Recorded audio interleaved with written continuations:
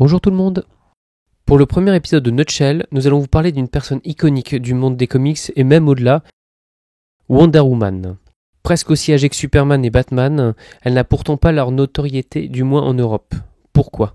C'est une des nombreuses questions auxquelles nous répondrons au cours de ces 2 premiers épisodes de Nutshell.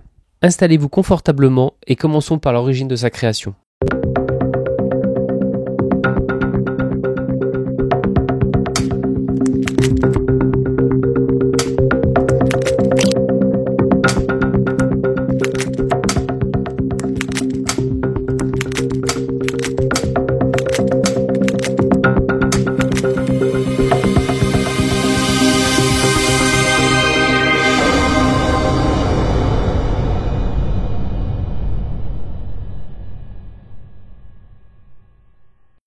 Avant de parler de l'origine de la création de Wonder Woman, remontons brièvement un peu avant. Max Gain, moins connu que Stan Lee, est pourtant celui grâce à qui Superman a été connu du public. Travaillant pour des agences de pub, il a l'idée de regrouper les strips de différents journaux en un avec une parution régulière. Le comic book, comme nous le connaissons, est né. Mais un de ses hauts faits est sans nul doute le fait qu'il conseilla à National Allied Publication, futur DC, de publier Superman le 6 janvier 1939, car leurs auteurs ne trouvaient pas d'éditeur. Max Gain va créer sa maison d'édition All American Publication, avec laquelle il publiera Green Lantern, Flash et bien sûr, en 1941, Wonder Woman. Max Gain voulait promouvoir les effets bénéfiques du comic sur la jeunesse. Dans cette optique, il crée un conseil formé d'éducateurs et de psychologues afin qu'il propose des comics prônant un côté optimiste. C'est là que William Moulton Marston intervient.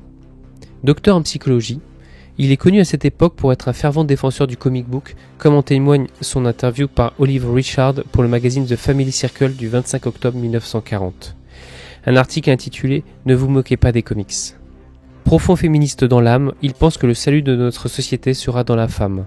Il va même élaborer l'hypothèse que les femmes sont plus fiables et mentent moins que les hommes.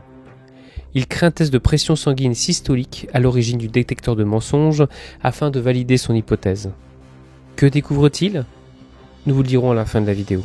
Il va multiplier des expériences sur les émotions, comme celle d'attacher des femmes et leur projeter des films afin de mesurer leur taux d'excitation, mais aussi lorsqu'il sera psychologue en 1928 pour le studio Universal, de calculer la frustration du public lorsqu'on coupe la scène finale d'un film. Max Gain, ayant lu son interview, quant à lui, embauche Marston comme consultant pour American Publication. En 1941, Marston, fervent défenseur de la cause féministe, veut ajouter un élément féminin dans la Justice Society of America, JSA pour les intimes, une héroïne qui servira de modèle aux jeunes filles dans leur émancipation. Au dire de la fille de William Moulton, le design de Wonder Woman a été inspiré par sa mère Olive Byrne et le tempérament de son autre épouse, Elizabeth Moulton. Lorsque Marston présente sa super-héroïne, il l'appelle Suprema the Wonder Woman. Sheldon Mayer, responsable éditorial d'All American Publication, en gardera que le Wonder Woman. Dans le numéro 8 d'All Star Comics de décembre 41 et janvier 42, apparaît en 4e couverture une aventure de Wonder Woman. Au dire de certains, une aventure posant les bases pour une future série en solo. En janvier 1942, elle intègre la JSA, pas en tant que membre, pas en tant que réserviste, mais en tant que secrétaire du groupe de super-héros.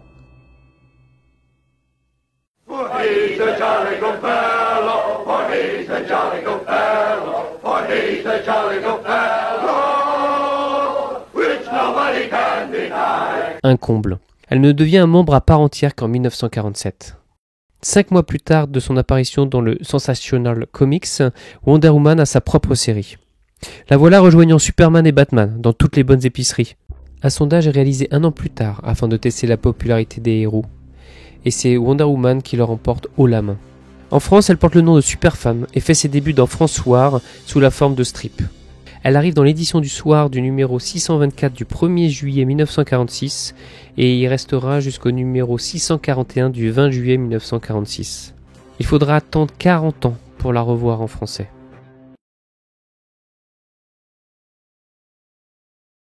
Tout d'abord, il n'y a pas une Wonder Woman, mais des Wonder Woman.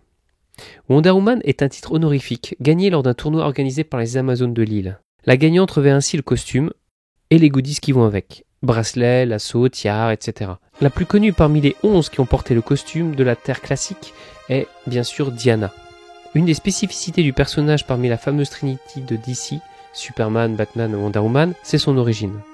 Seul Wonder Woman voit ses origines réécrites après les célèbres reboots de l'univers DC Comics. Plusieurs constantes cependant. Sa mère reste toujours Hippolyta. Elle est toujours Amazone et ambassadrice de la paix pour Paradise Island, le royaume des Amazones. Et sa panoplie reste lasso, bracelet et tiare. Dans le Golden Age, entre 1941 et 1956, ses pouvoirs ne sont pas d'origine divine, mais plus mystiques. La fameuse concentration d'Amazone. Son identité secrète, habilement cachée avec un chignon et une paire de lunettes, est celle d'une infirmière, Diana Prince, qu'elle remplace avant de devenir ensuite la secrétaire Diana Prince. Le but de Wonder Woman est aussi de donner une seconde chance aux criminels. Ceux-ci sont emmenés au centre de réhabilitation situé sur une île proche de celle des Amazones et appelée l'île de la transformation. La soumission par l'amour est un thème récurrent, alors dans cette période de Wonder Woman. Autre point, la faiblesse des Amazones est qu'elles perdent leur pouvoir quand elles sont ligotées. Forcément, beaucoup de critiques voient les fantasmes du bondage de Marston, et en particulier l'Organisation nationale de l'Église catholique, qui veut censurer le personnage pour son côté fétichiste. La mort de Marston 5 ans plus tard de la sortie du numéro 1 provoque une rupture de style et l'ambiance de la série en est changée. Robert Kanigher la rend moins féministe et plus américaine. Même s'il est vrai qu'Olivia Moorstone garde un droit de regard sur les histoires, elles sont beaucoup plus fades. La sortie du livre du Dr Frederick Wertham, Seduction of Innocence, va empirer les choses. Affirmant clairement sa haine envers les comics, les éditeurs bridés n'ont plus que le choix de respecter le code moral qui leur est imposé. Le reste du côté féministe dérangeant de Wonder Woman est supprimé. C'est le début du Silver Age. Silver Age, de 1956 à 1970. L'origine des pouvoirs change et proviennent de dons comme pour la Belle au bois dormant. Déméter donnera la force, Aphrodite la beauté, Athéna la sagesse, Artémis l'unité avec les animaux et un œil perçant, Hestia le lasso, Hermès la capacité de voler et la super rapidité. Le plus incroyable, c'est que même Hercule va donner un pouvoir à Diana, celui de la force. Sachant qu'Hercule a toujours été l'ennemi des Amazones puisque c'est lui qui les avait réduits en esclavage, on se pose des questions. Grâce à Robert Kanigher, Wonder Woman gagne un nouveau suffrage. Oui, celui du pire comic book actuellement publié en 1961. En plus d'effacer le côté indépendant de la femme, les super-héros et super-héroïnes devaient prôner le modèle de la famille, et donc d'en fonder des substituts. C'est là que commencent les histoires improbables de Wonder Woman, avec elle, son double jeune et sa mère, Hippolyta. Visiblement, parmi les scénaristes de DC, certains n'ont pas compris que Wonder Girl est en fait Diana jeune. C'est le cas de Bob Haney, qui va intégrer Wonder Girl dans les Teen Titans comme personnage à part. Ce qui est bien dans le monde des comics, c'est que tout peut s'expliquer, avec un background. Wonder Girl, orpheline, a été élevée par Diana. Point. Wonder Woman, quant à elle, a fort à faire, puisqu'elle décide à la fin des années 60 d'abandonner ses pouvoirs afin de pouvoir rester dans le monde des humains, et donc de ne pas choisir d'accompagner son peuple dans une autre dimension. Son peuple ayant choisi cette voie pour restaurer leur magie. Du coup, elle quitte la JSA et devient gérante d'une boutique de mode. Là, un vieux maître chinois, Il est l'héritier des plus grands maîtres chinois. Pas le même que celui de Ken, Ai-Ching, non sponsorisé par Apple, va l'entraîner aux arts martiaux. La série se veut plus adulte, plus proche aussi de la série TV Avengers, chapeau melon et bottes de cuir en VF, et surtout moins super-héroïque. Le duo Carmine Infantino-Jack Miller ont eu quand même de bonnes idées, comme par exemple celle de tuer Steve Trevor. Comme heureusement toute bonne chose ou mauvaise ont une fin, 2 ans plus tard de cette reconversion, Diana retrouve ses pouvoirs et son maître meurt. Mais finalement, pourquoi au bout de 2 ans? Pourquoi ce revirement? Un seul nom. Gloria Steinem, célèbre fondatrice du magazine Mrs., réalise une campagne afin que Wonder Woman récupère ses pouvoirs.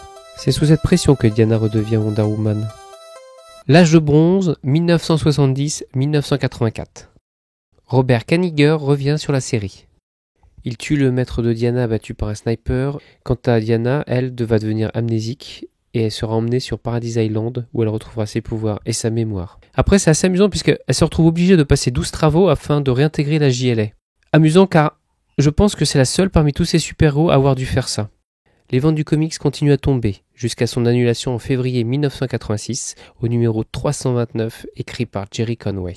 Un dernier épisode racontant le mariage de Steve Trevor et de Wonder Woman. Puis arrive en 86 la grosse crise de Crisis on Infinite Earth, détruisant tout ce qui a été fait sur elle jusqu'à maintenant, laissant place à une nouvelle origine, finalement déjà la 3e. L'âge noir, 1984-1998.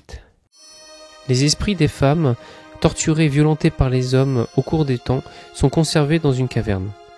Les déesses Athéna, Aphrodite, Artémis, Déméter et Hestia vont alors utiliser les âmes pour créer les Amazones. La recette semble simple. Vous prenez de l'eau, dans un océan il y a plus de place, vous ajoutez des âmes de femmes mortes, un soupçon divin, et cela vous donne des Amazones. Leur reine, Hippolyta, est la réincarnation d'une femme tuée alors qu'elle était enceinte.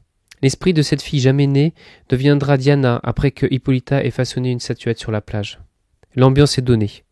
Et le relaunch de cette série est à l'heure actuelle pour beaucoup un des meilleurs, si ce n'est le meilleur de l'Amazone. Vont s'enchaîner des artistes de renom succédant à George Pérez jusqu'au nouveau reboot de 2005-2006, Infinite Crisis.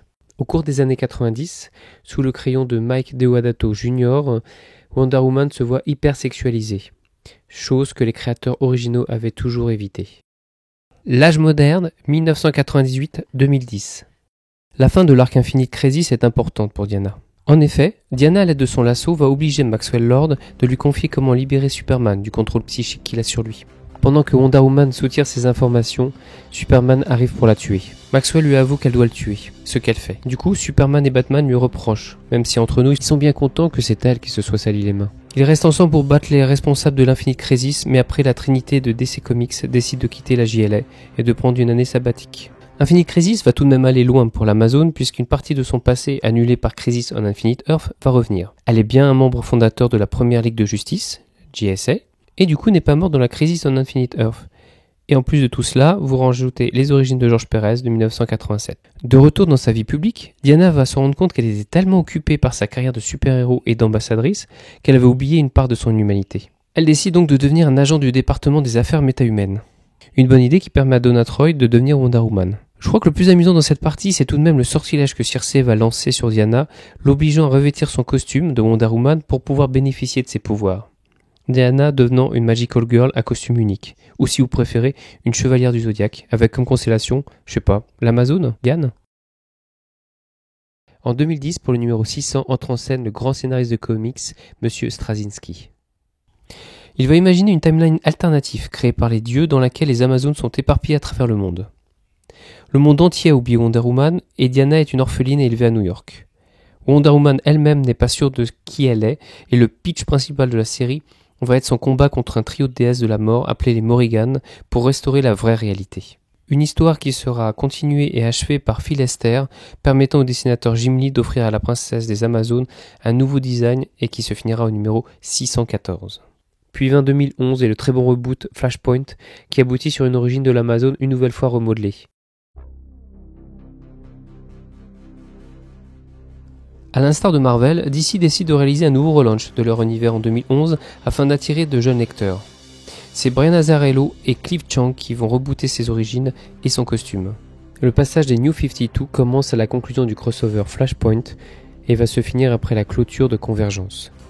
Dorénavant, elle sera représentée munie d'une épée et d'un bouclier. Cette fois, elle n'est plus une statue d'argile, mais une demi-déesse, fille de Zeus et de la reine Hippolyta. Pourquoi pas finalement?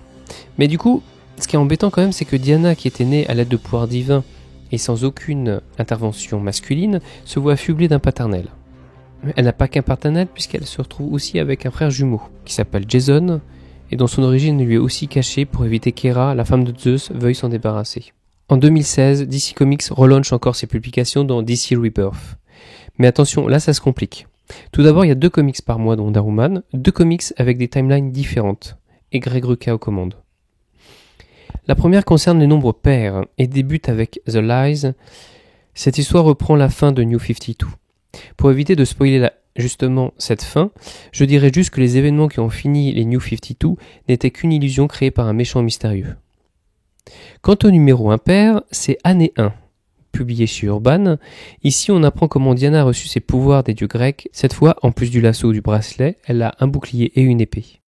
Avant de finir cette première partie, je voulais vous parler d'abord un peu de mode super-héroïque et aussi d'un fait peut-être peu connu par le grand public.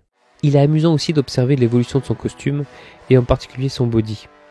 En 1981, la présidente de DC, Janet Kahn, propose pour les 40 ans de la super-héroïne la plus connue de créer une fondation, Wonder Woman Foundation, pour honorer les femmes dont les vies ont inspiré d'autres personnes. Dans le comics Wonder Woman 288 de février 1982, Diana se voit approchée par des femmes lui proposant de changer son haut de costume et ainsi de remplacer son aigle par 2 W parallèles. Le nouveau costume de Wonder Woman est né. C'est l'artiste Milton Glaser, qui a aussi refait le logo de DC en 1977, qui va s'occuper de ce changement. Wonder Woman, la plus forte des super-héroïnes ? Par 2 fois, elle va battre entièrement la Ligue de la Justice à elle toute seule. Première fois après le run de Greg Rucka, Les Yeux de la Gorgone, dans lequel elle s'aveugle délibérément pour vaincre la créature. La JLL atteste pour savoir si elle est encore apte à bosser avec eux. Résultat, Diana les bat tous en étant aveugle. Dans une deuxième histoire, lorsqu'une prophétie dit qu'un dragon doit attaquer la Terre et que ceux qui le combattront y laisseront leur vie, elle va se servir des faiblesses de chacun pour les mettre hors combat afin qu'elle aille affronter seule le dragon.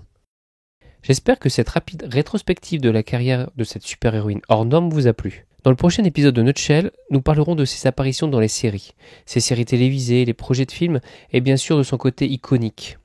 À bientôt.